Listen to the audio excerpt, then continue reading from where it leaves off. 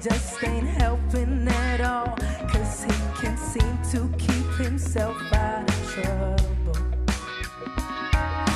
Don't go chasing waterfalls.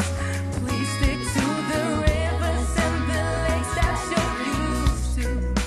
I know that you're gonna have it your way or nothing at all, but I think you're moving too fast.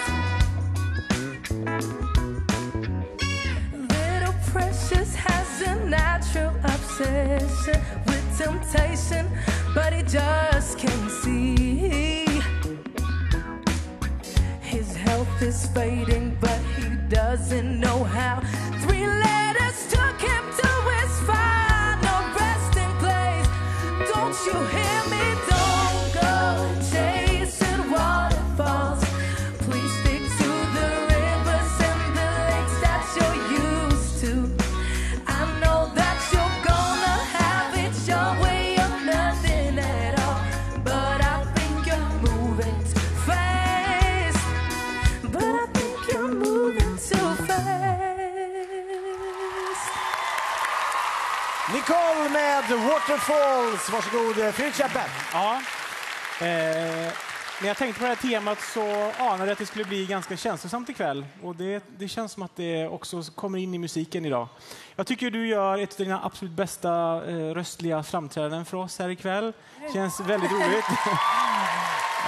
Det känns som att du har vilat stämbanden hela veckan. Stämmer det? har jag. Ja, men vad bra. Ja. För du ska tala om för dig att nu sjöng du ut och jag känner att nu kom den här lilla minirevanschen som jag har längtat efter ända sedan Skövde. Ja, men vad gött!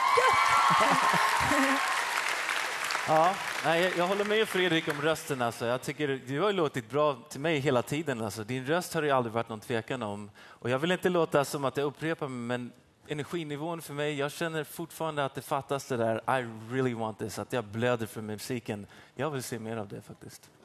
Va? Nej, jag håller inte med Quincy. Alltså, jag tycker att det här framträdandet var riktigt proffsigt, genomtänkt, riktigt snyggt. Skönt, Nicole. Men nu måste det här vara din nya lägsta nivå. Okay? Det kan bara gå uppåt härifrån. Det får inte vara varannan vecka. Promise. Jag är så stolt att du fortsätter kämpa. Grymt. Du är otroligt snygg idag, som man ska säga. Riktigt fint. Ja.